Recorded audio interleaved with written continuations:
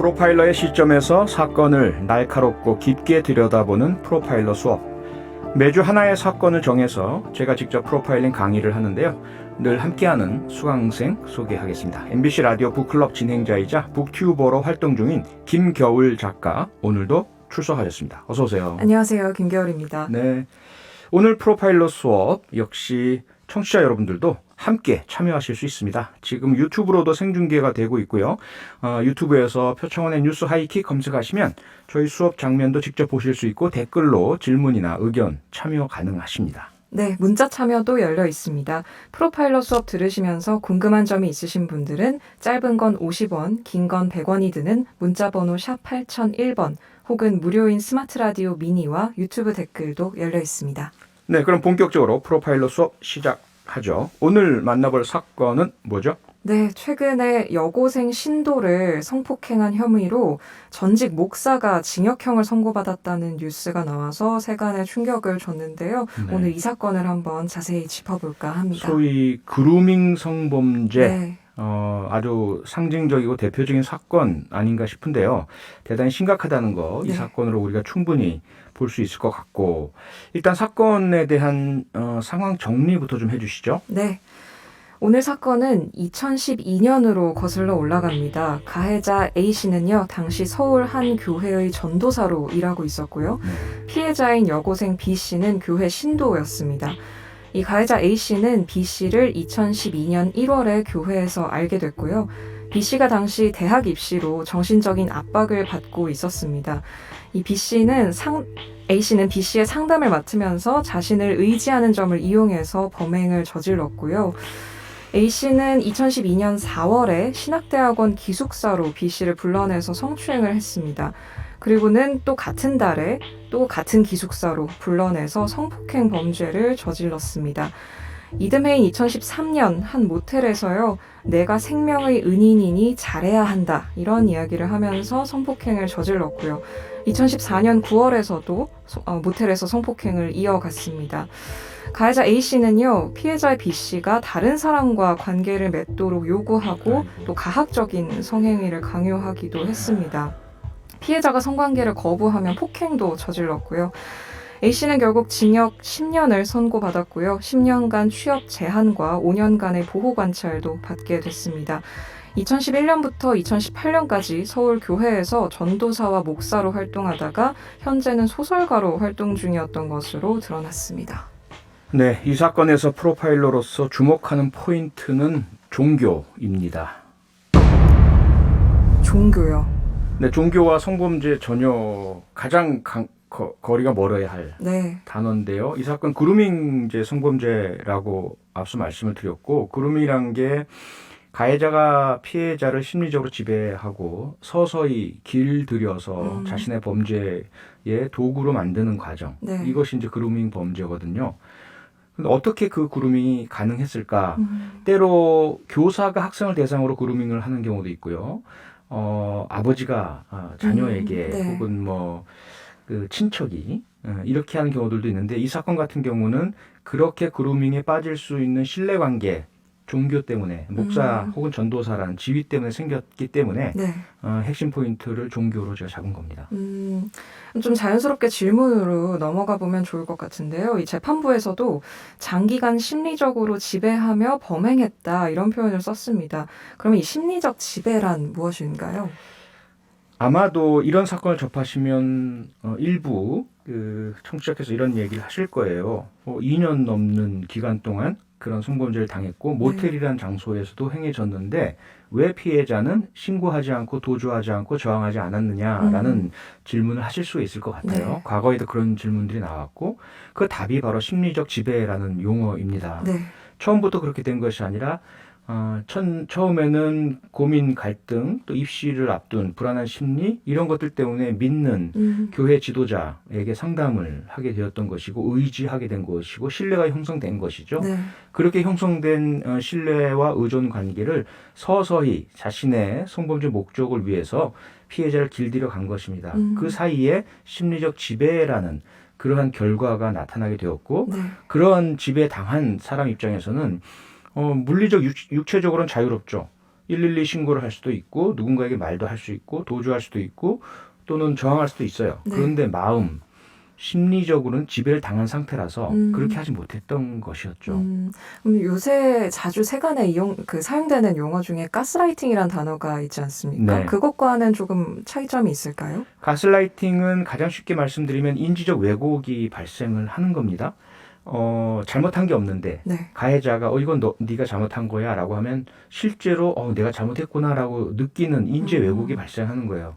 흔히 우리가 콩을 팥이라고 또는 뭐 콩으로 팥으로 메주를 쓴다고 해도 믿는다 이런 식의 말이 네. 있잖아요. 네. 검은 것을 흰 것이라고 하고 그것이 바로 가스라이팅의 전형적인 모습이에요. 사실이 아님에도 불구하고 사실로 믿게 되는 거죠. 네. 그 과정이 그루밍 과정에 가스라이팅이 함께 일어날 수 있는 것이 나이가 어린 미성년자 피해자일 경우에 발생을 합니다. 아, 그렇군요. 미니 메시지로 박봉자님께서요. 피해자는 왜 가해자가 부른 장소로 갔을까요? 거부했을 수도 있지 않나요? 혹시 약점을 잡고 있었나요? 이런 질문 주셨는데 이게 방금 말씀하신 이 심리적 지배로 발생하는 그루밍 범죄라고 볼 수 있는 그렇죠. 것이죠. 앞서 제가 이런 질문이 나올 거라고 말씀드렸죠. 네. 바로 이런 사건 때마다 당연히 바로 나오게 됩니다.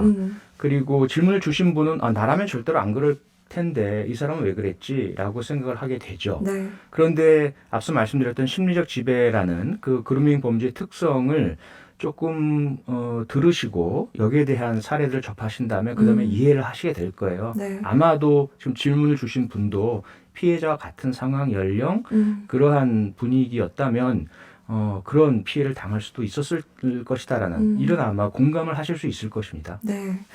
이 가해자가 내가 생명의 은인이니 잘해야 한다 뭐 이런 말을 했단 말이죠. 네. 이것도 이제 심리적 지배의 일환이라고 봐야 되는 거겠죠. 그 말이 나오게 된 맥락이 있겠죠. 네네. 이게 그냥 뜬금없이 나오진 않았을 거예요. 그 전에 피해자가 힘들고 어렵고 괴로워서 예를 들어 뭐 극단적 선택을 할 생각을 했었다라든지 이런 생각을 뭐 고백을 했었다라든지 혹은 그런 갈등 고민 때문에 뭐 딴 생각을 하다가 뭐 사고를 당할 우려가 있었다라든지 네. 그때 이 가해자가 뭐 도움의 손길을 내밀었거나 상담을 통해서 그런 극단적 선택을 하지 않도록 했다거나 네. 아마 맥락이 사전에 있었을 겁니다. 그런 것들을 주기적으로 강조하고 끄집어내고 상기시켰겠죠. 네. 그러면 피해자 입장에서는 이 가해자는 생명의 은인인 것으로 생각하게끔 가스라이팅 효과가 일어나게 됩니다. 인지 왜곡이 일어나고 사실은 네. 그게 아닌데 본인의 의지 그리고 그런 말을 했을 뿐이지 실제로 그러한 선택을 할 의지는 없었는데 네. 결국 가해자의 그런 지속적인 세뇌에 의해서 피해자 본인이 가해자가 날 살렸고 내 생명은 가해자에게 맡겨져 있는 거야. 여기에 제가 아까 종교라는 키워드를 말씀드렸잖아요. 네네. 종교에서 꼭 기독교만이 아닙니다. 네네. 모든 종교에서 경전을 통해서 절대자가 신도에게 생명을 주고 살리고 이런 얘기들이 많이 나오잖아요. 네.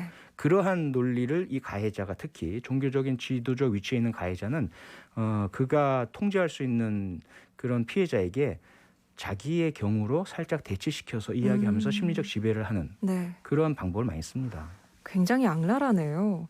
이런 심리적 지배에서 벗어나려면 어떤 노력을 해야 할까요? 하고 6873님 지금 문자 메시지 보내주셨어요. 우선은 대등하지 않은 지위 또는 연령 혹은 지식, 정보 네. 이런 차이에서 발생하는 그루밍이 시작된다면 피해자 입장에서는 자신의 개인의 노력만으로는 벗어나기가 쉽지 않습니다. 그래서 반드시 제3자에게 도움을 청해야 합니다. 믿을 수 있고 권위가 있고 경찰이나 기관에 요청하셔도 좋고 부모님께 상의하셔도 좋고요. 네. 다만 예를 들어 부모님이 같은 종교에 훨씬 심취되어 있으실 경우는 말씀 안 드리는 게 좋아요. 그때는 오히려 피해자를 더 야단치고 네가 잘못해서 생각하는 거지라고 가해자를 두둔할 수가 있어요. 그래서 같은 종교에 심취해 있는 사람은 빼고요.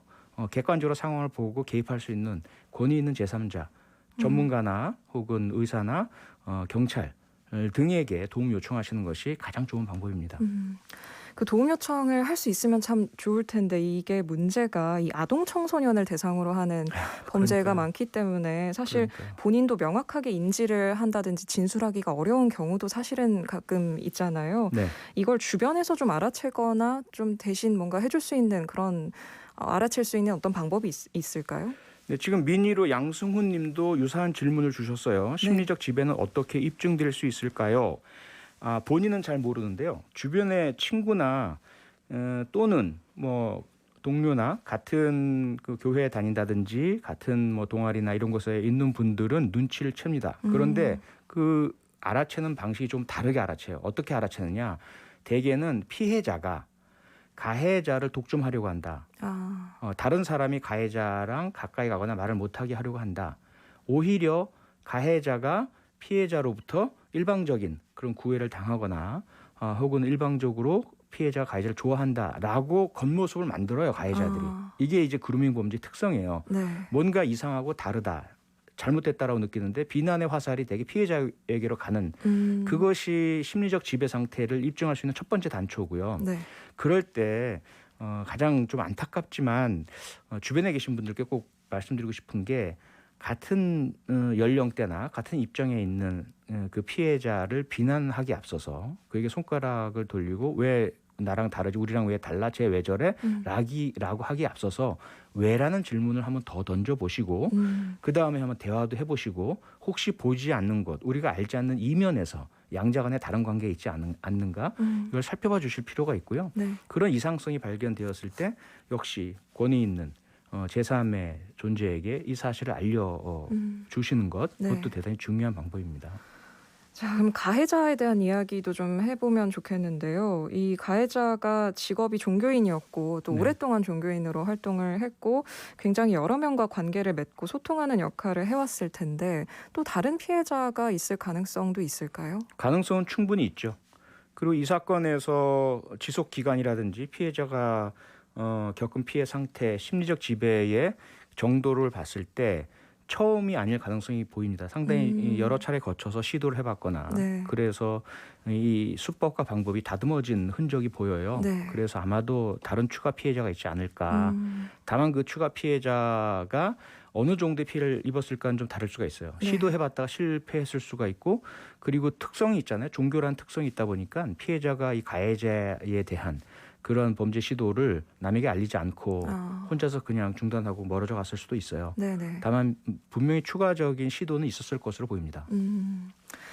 이 재판부가 징역 10년을 선고를 했습니다. 이 언론에서 중형이란 표현을 쓰는데 이게 중형이라고 볼 수 있나 이런 이야기가 이제 매번 나온단 말이죠. 그렇죠. 네, 어떻게 보시나요? 중형이냐 아니냐의 기준 뭐 각자가 다른 생각이실 테지만 네. 저는 다른 범죄보다도 아동 미성년 대상 특히 자신이 지배하거나 통제할 수 있는 대상을 향한 성폭력 범죄만큼은 중형이어야 한다. 그 중형의 의미는 예를 들어 비교의 대상을 찾자면 뭐 미국이나 네. 또는 유럽이나 이런 나라들에선 미성년 아동을 대상으로 한 성범죄는 대개 종신형. 을 선고하고 있어요. 네. 그리고 종신형이 가능한 입법들을 해왔고요. 그 정도를 우리가 중형이라고 이야기하는 거죠. 그런데 우리나라에서는 그동안 대개 처음에는 집행유예까지 폭력이 행사되지 않았고 예를 네. 들어 그럼 무기를 사용하지 않았다거나 이렇다라면 그루밍 범죄가 특징이 그렇잖아요. 네. 그럴 경우에는 집행유예 선고까지 꽤 많이 있었고 그나마 너무 미약하다는 주장이 계속되니까 네. 징역형이 내려졌고 이번에 10년형이라고 하니까 중형이네라고 언론들이 보도하고 있는데 네. 그건 우리들의 시각을 좀 바꿔야 하지 않나라고 생각합니다. 근데 이 그루밍 성범죄 사례들을 보면 보통은 이제 뭐 사랑하는 사이였다 이런 식의 이야기를 하지 않습니까? 그러니까요.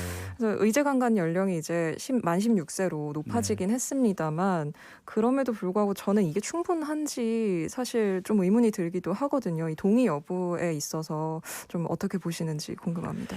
그러니까 의제강간의 연령이 높아진 건 다행스러운데요. 최근에 지금 청와대 국민청원에 올라온 사건 중에 하나는 의붓 오빠죠. 아빠가 다른 오빠가 24살인데 10살짜리 그 의붓 동생에게 상습적인 성폭행을 저질렀어요.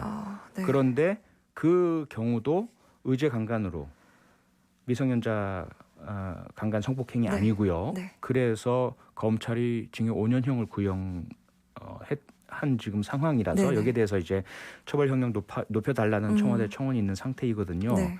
그러다 보니까 지금 말씀하신 것처럼 미성년자 의제 강간 연령 만 16세 이전의 연령에 대해서만큼은 폭력의 증거가 없다 하더라도 네. 그 성관계 자체 성적인 자기 결정권 자체를 인정해서는 안 됩니다. 네. 사랑했다, 동의했다라는 것을 아예 그런 말 문자가 있다는 것을 받아들여 증거로 채택을 해서 그것을 의제강간을 할 것이 아니고 네. 그 사실 자체 그루밍이라든지 설득, 기망, 속이고 이 자체를 폭력으로 보고 성폭행으로 강하게 처벌해야 된다고 생각을 합니다. 네. 5177님께서요. 딸 가진 부모 입장에서 이걸 예방하려면 어떻게 해야 하나요? 대화 말고 다른 방법이 있을까요? 이렇게 질문 주셨습니다. 대화가 가장 좋은 방법이죠. 네. 우선은 그런 게 있잖아요. 우리가 뭐 표현이 적절하진 않지만 뭘 잡으려다가 초과상간 태운다 네네. 이런 것처럼 분명히 상당히 심각한 범죄이긴 하지만 이 범죄에 대한 두려움 때문에 자녀를 속박하고 통제하고 일거수일투족을 감시한다든지 네. 이렇게 되면 오히려 더 커다란 문제가 발생할 수 있습니다. 그래서 그런 것보다는 수시로 자녀분과 대화를 나누시면서 주변에 어떤 일이 일어나는지 누구와 어떤 만남이 있는지 어떤 사람에 대해서 어떤 인식을 갖고 있는지 그때 만약에 나이가 많은 경험이 있는 어떤 뭐 존재에 대해서 우려스러운 지나친 네. 동경, 지나친 신뢰, 의존 그리고 그가 자꾸 만나자는 연락을 한다든지 이런 징후가 보인다면 좀 더 진지하게 대화를 나눠주시는 그런 노력들이 필요하죠. 네.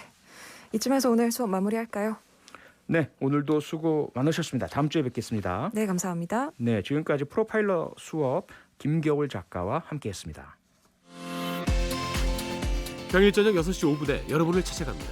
MBC 라디오 표창원의 뉴스 하이킥.